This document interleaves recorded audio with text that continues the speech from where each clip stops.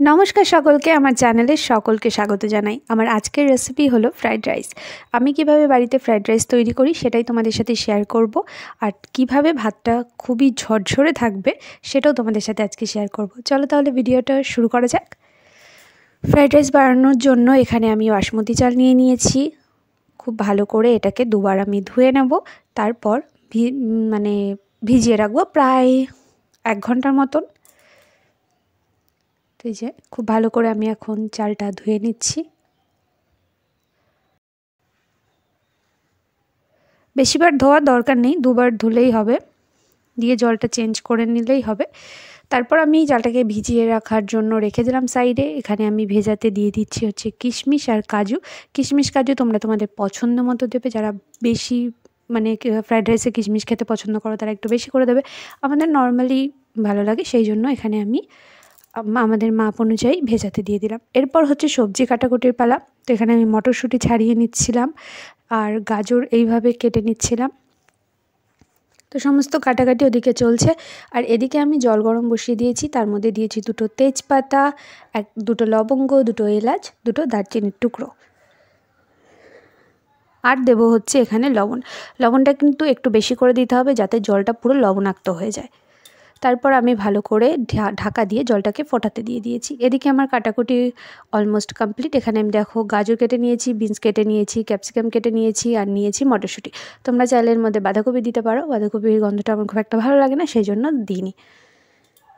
যার যা ভেজিটেবল খেতে ভালো লাগে সে তাই দিতে পারো। তো এই যে এখানে আমার ভেজিটেবল সমস্ত আমি এইগুলোই দেবো।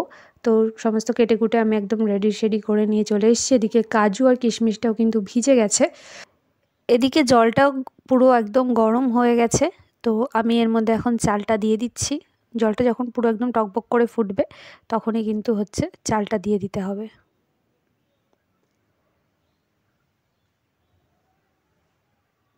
চালটাও কিন্তু বেশ 1 ঘন্টা মতন আমি ভিজিয়ে রেখেছিলাম।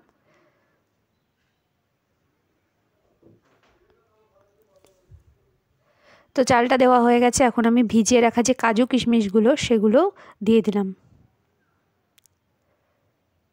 আর দিয়ে দেবো হচ্ছে ছাড়িয়ে রাখা মটরশুঁটিগুলো। এগুলো সেদ্ধ হতে থাকবে চালের সাথেই।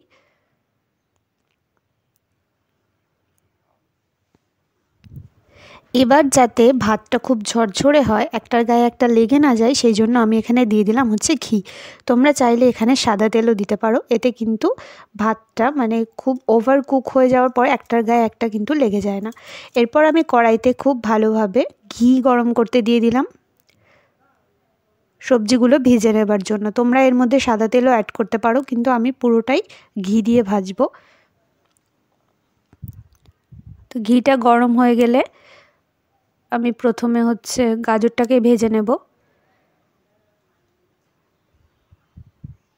যেহেতু চালের মধ্যে কিন্তু ভাত রান্না করার জন্য যে জলটা আমরা ব্যবহার করছি তার মধ্যে আমরা অলরেডি লবণ দিয়েছি, তো সেই জন্য কিন্তু একটু সবজি ভাজার সময় খেয়াল রাখতে হবে যাতে বেশি লবণ না হয়ে যায়। তো ভাতটা হচ্ছে এবার আমি দেখব,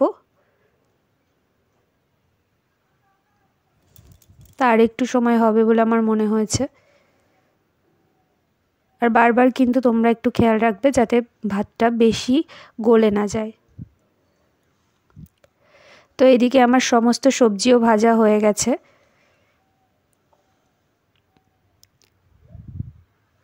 এদিকে ভাতটা হয়ে গেছে, দেখো কি সুন্দর ঝরঝরে হয়েছে। ভাতটা অন্য একটা পাত্রে আমি নামিয়ে নিয়েছি।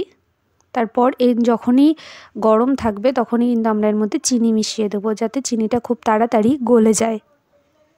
তো এখানে আমি বড় 3 চামচের মতন চিনি দিয়েছি।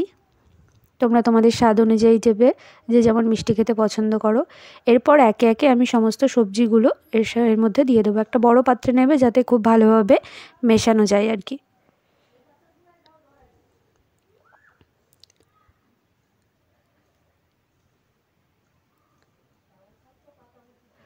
তো সমস্ত সবজি এখানে দিয়ে দিয়েছি। তারপর দিয়ে দিলাম এর মধ্যে গরম করে নেওয়া ঘি,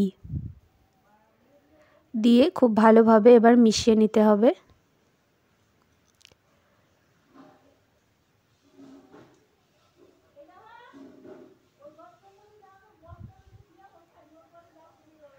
ব্যাস খুব ভালোভাবে মিশিয়ে নিলেই রেডি আমাদের ঝরঝরে ফ্রাইড রাইস। এইভাবে তোমরা খুব সহজেই বাড়িতে ট্রাই করতে পারো আর জানিও আমাকে কেমন